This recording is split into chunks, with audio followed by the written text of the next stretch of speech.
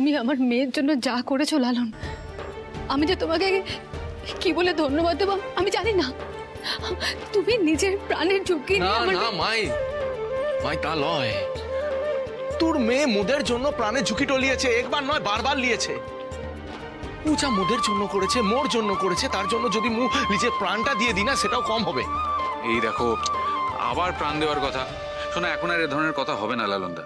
অনেক কষ্টে সবটা ঠিক হয়েছে, দিদিও ধরা পড়েছে, আর কোনো বিপদ নেই।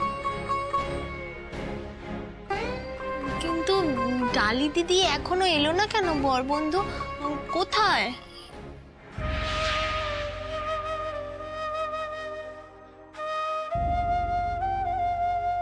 আরে ও দেখ, ডালি চলে এসেছে বটে।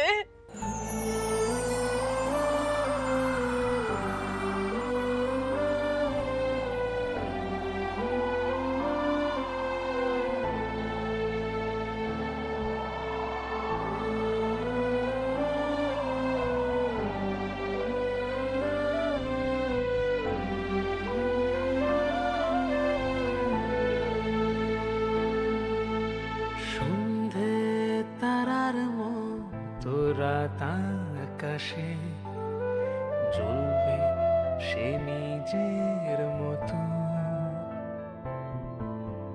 হাসি দিয়ে সে কান্না ঢাকে, আদরে ঢাকে ক্ষত।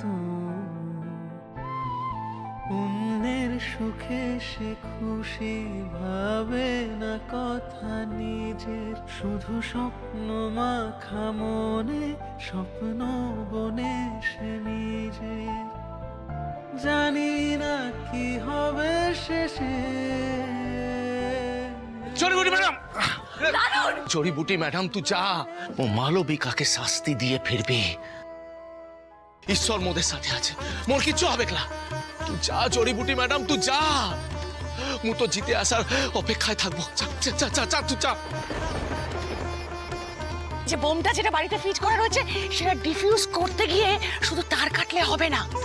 ওই বোমটা ডিফিউজ করতে না একটা আলাদা রিমোট কন্ট্রোলের প্রয়োজন আছে। সেটাকে বন্ধ না করলে বোমটা ডিফিউজ হবে না। সেই রিমোট কন্ট্রোলটা কোথায় আছে সেটা শুধু আমি জানি। এবার বল, ওই বোমের রিমোটটা কোথায়? রান্নাঘরের চালের ড্রামের ভেতরে আছে। তুই তো আজ মেঘ নেমে আসে দু চোখে, তবু স্বপ্ন বনা ছাড়ে না মন। রোদের আলোরা দেখে না, কে যে পর কে যে আপন। যেমন জোনাকিরা থেকেও আধারে আলো আজকে আমি খুব ভয় পেয়ে গেছিলাম। তুমি যখন আমার জায়গায় ওই বোমটার উপর দাঁড়ালে, আমি তো সত্যি খুব ভয় পেয়ে গেছিলাম। তুমি কেন আমার জায়গায় নিজের জীবনের ঝুঁকিটা নিলে বলো তো? যেন ভয় না আমার হাত পা ঠান্ডা হয়ে গেছিল। আমার আমার মনে হচ্ছিল যে এই বুঝি আমার প্রাণটা বেরিয়ে যাবে।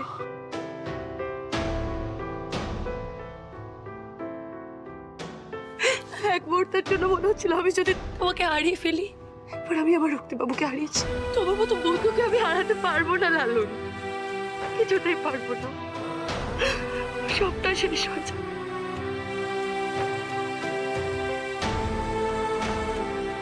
ডালি দিদি তুমি কাঁদছো কেন? দেখো আমরা সবাই ঠিক আছি, লালনদাও ভালো আছে, আর দেখো আমরা জিতে গেছি।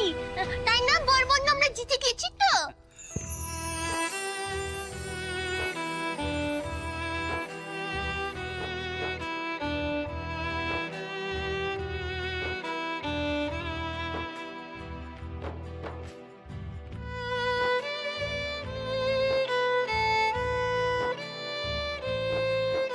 তুই মোর জন্য এত এত চিন্তা করিস জড়িবুটি ম্যাডাম? ডালি, হে ডালি, মালবিকা দেব বর্মনের কি হলো রে? ওনাকে পুলিশ গ্রেফতার করেছে তো? মমকে পুলিশ অ্যারেস্ট করেছে। আজ যেটা হলো,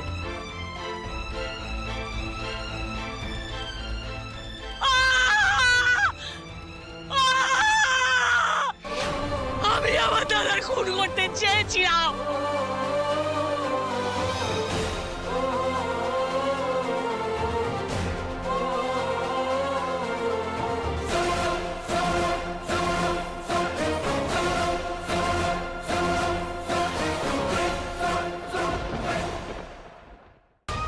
জড়িবুটি ম্যাডাম, তুই মালবিকা ম্যাডামের উপরে গুলি চালিয়েছিস? হ্যাঁ, আর তোমাকে রক্ষা করার জন্য যদি আজকে মমকে মারতেও হতো, সেটা করতেও মিমির হাত কাঁপতো না।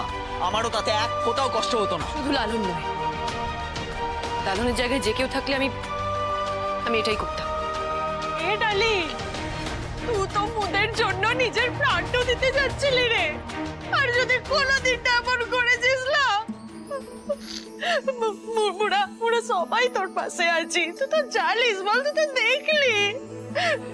তুই একদম একা লোস, ওরা সবাই আছে, তুই একদম একা লোস।